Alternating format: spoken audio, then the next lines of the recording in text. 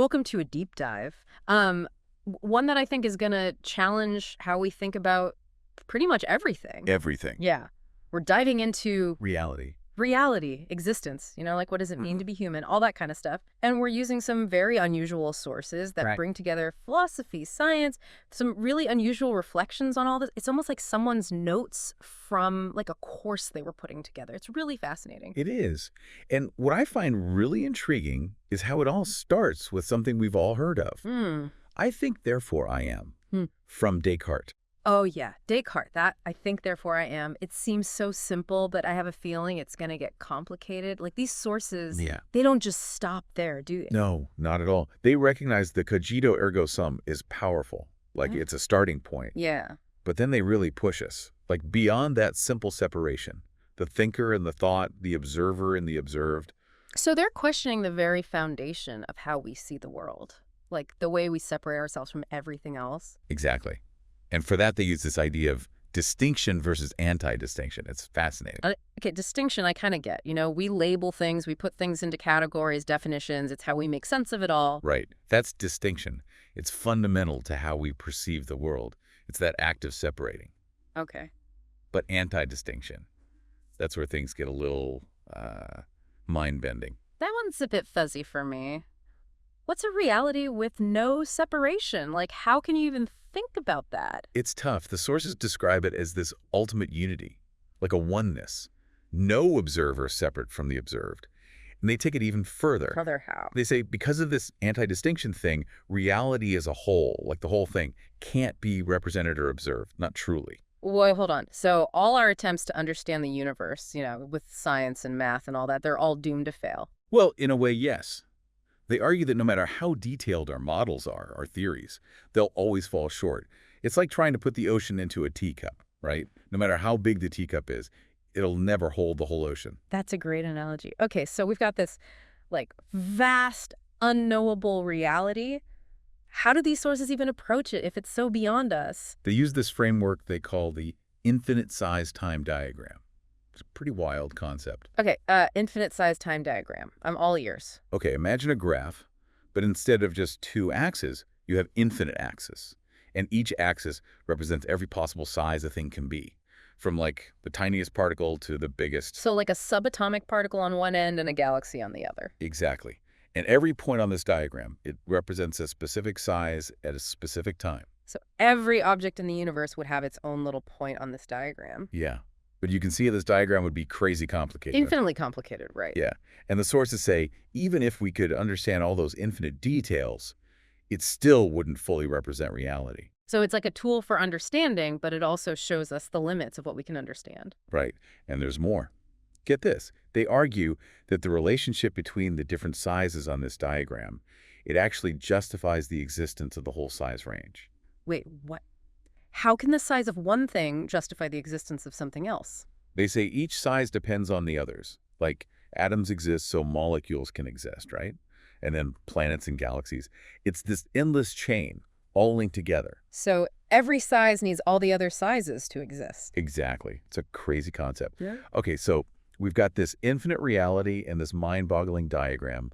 But what is all this actually made of? What are the building blocks? Yeah, that's a good question. What's the basic stuff of the universe, according to these sources? Well, they start with something pretty familiar, E = mc². Ah, good old Einstein. Everyone knows that equation, even if they don't really get it. Right. Well, they take that and turn it into energy, mass, space-time.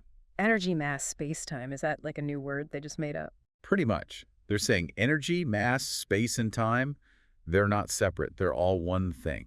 One interconnected phenomenon. So energy and mass are related, sure, but they're saying space and time are in the mix too. Yeah. And remember c, the speed of light? They say that connects everything. It's not just a constant. It's a fundamental property of this whole energy, mass, space-time fabric. Whoa. Okay, I think I need a minute to process that. So it's not just that energy can become mass, but that energy, mass, space, time, it's all interwoven, like a cosmic tapestry or something. Exactly. And we actually see this in the real world. Things like nuclear power and particle accelerators. They show us that E = mc² isn't just some theory, it's the foundation of reality. Okay, I'm starting to see the bigger picture here, but where does this lead us? Like, what does this all mean for us, for humans, for, existing. That's where things get really interesting. These Mhm. sources say all this, the infinite diagram, the energy, mass, space-time, it all points to the inevitability of evolution. We'll have to dive into that in the next part. Evolution. Okay, now I'm really intrigued. We'll have to pick this up next time. This is definitely deep dive, folks. Stay tuned for more. It only gets deeper from here. All right, my brain is still trying to wrap itself around that whole energy mass space-time thing, but I'm ready for more. What about that evolution stuff? How do we go from like the basic building blocks of reality to actual life? Plants, animals, us. So the sources, they take that infinite size time diagram we were talking about, and they say, look, with infinite possibilities in terms of size and time, somewhere in there, there's got to be a shape, a structure that can copy itself. Okay, so you're saying that given enough time, enough chances, something like DNA, that code for life, it's not just possible, it's bound to happen. Yeah, like somewhere on that crazy diagram, the conditions are just right for self-replication to emerge. And once you have that, bam, evolution kicks in, survival of the fittest, all that. So it's like the universe is built to create life, at least according to this framework. But these sources, they don't shy away from the big questions, do they? Like, what about God? Right. This framework has some pretty wild implications for religion. The sources, they kind of flip the script on the whole first cause idea. Like, there's no need for a God outside of reality to set everything in motion. So no need for a creator deity. Not in the traditional sense. They actually redefine God. They say God is reality itself. It's a unified energy, mass, space-time, the whole shebang. Well, hold on. So God is like the universe or the multiverse. Everything and nothing all at once. That's one way to put it. It's not a being with a beard sitting on a cloud. It's the ground of being, the very fabric of existence. That's a pretty different view of God. I mean, what about like religious texts? The Quran, for example, talks about God speaking to Muhammad. The sources acknowledge the importance of those texts, but they say we got to reinterpret them, see them through the lens of this bigger understanding of reality. If God is the infinite, the whole thing, then, well, the idea of God writing books or telling us what to do, it doesn't really fit. So we should look for deeper meanings in those stories, like metaphors or symbols. Exactly. Engage with them critically, not just take them literally. That's what the sources encourage. Okay, so this framework shakes up how we think about God. But does it have any practical implications, for us here and now? They actually say this view of God as reality, it could lead to less conflict, especially religious conflict. Oh, interesting. Less us versus them, more like we're all part of the same thing. Right. If we see ourselves as part of the same underlying reality, then those divisions that cause conflict, they start to melt away. Could be a powerful force for peace, the sources say. I like that idea. But how do we get there? From all the division we see now to that kind of unity? Is it just about spreading this understanding of God? The sources go beyond just religion. They talk about this concept of universal science. Okay, universal science. What is that? Like a science that applies everywhere in the universe. Sort of. It's the idea that there are these fundamental truths about reality, principles that work everywhere, no matter who you are or what you believe. They're grounded in logic, reason, observation, a shared foundation for understanding the universe. So like a science that can unite humanity, something we can all agree on. Exactly. And they take it a step further. They suggest this universal science, it might not be limited to us here on Earth. Wait, hold on. Are we talking aliens now? Maybe. They don't come right out and say it, but Yeah. they hint that any advanced civilization out there in the cosmos, if they reach a certain level of understanding, they'll probably arrive at similar conclusions. They'll be bound by the same universal principles. Whoa, that's a wild thought. So we're not just talking peace on Earth, but like universal peace, harmony across the galaxy. It's a hopeful possibility. It shows that this universal science, it could go beyond our differences as humans and connect us with something even bigger. That's pretty inspiring stuff. But I gotta be honest, it's also a lot to take in. Like, how can we even wrap our heads around all of this? How do we apply it to our lives, here and now? That's a great question, and it's something the sources actually address. They talk about how we can bridge that gap between our everyday experience and this vast cosmic perspective. We'll dig into that in the next part. All right, part 3 it is.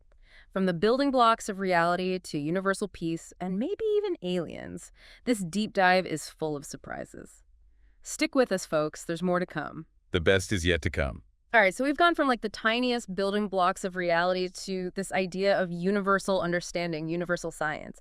But I keep coming back to this question, how do we actually live with these ideas? They're huge. Yeah, it's a lot to process. The sources, they do acknowledge that. They're asking us to think way beyond our normal everyday experience.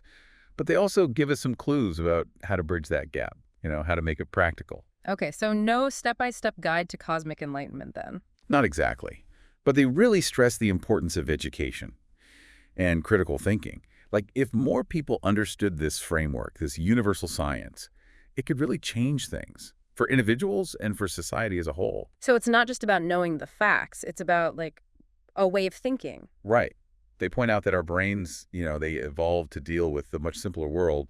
We think in terms of objects and hierarchies and threats. But this framework, it's all about abstract stuff, unintuitive, even kind of scary in a way. Yeah, tell me about it. That whole reality is unrepresentable thing still blows my mind. It's a tough one.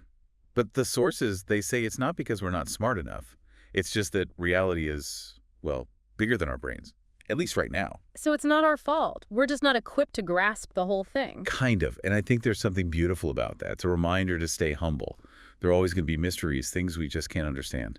That's an interesting way to look at it. Usually we think knowledge is power, but maybe there's power in admitting what we don't know. Exactly. It's about staying curious. Keep exploring. Embrace the unknown, even when it's uncomfortable. Okay, I get that. But if our brains are wired for, like, a simpler view of things, how do we actually rewire them to deal with this bigger picture? Do we all need to become philosophers or something? The sources don't say we all need to go get PhDs or anything, but they do talk about certain mental habits we can cultivate, like question your assumptions. Look for connections between things that seem totally unrelated. Be open to changing your mind when you see new evidence. So basically, be more flexible in your thinking. Yeah, exactly. And they suggest that flexibility, it can affect everything, not just how we see the universe, but how we treat each other, how we live in the world. So if we can embrace this, like, wider view of things, this universal science, it could make us more compassionate, more collaborative, maybe even help us create a more peaceful world. That's the hope. If we can truly understand that we're all connected, part of this one big reality, maybe we can move past all the things that divide us. It's a beautiful vision, and these sources, they give us a framework, some tools to move in that direction. But in the end, it's up to us, right? Absolutely. They're not giving us a set of rules or a dogma. It's more like a way of thinking, a perspective that we can each choose to integrate into our lives in our own way. That's actually really empowering. It's like they're asking us to become explorers, not just of the world out there, but of our own minds. Exactly. Well, this deep dive has definitely stretched my mind. We've covered so much: the nature of reality, the origins of life, God, universal understanding, and maybe even aliens. It's been a wild ride. And remember, this is just the start. These sources, they're a starting point for your own exploration. Keep questioning, keep pondering, and see where your own journey takes you. Maybe you'll even contribute to this universal science yourself. That's great thought. Keep exploring that vast and mysterious universe, both inside and out. Until next time. See you then.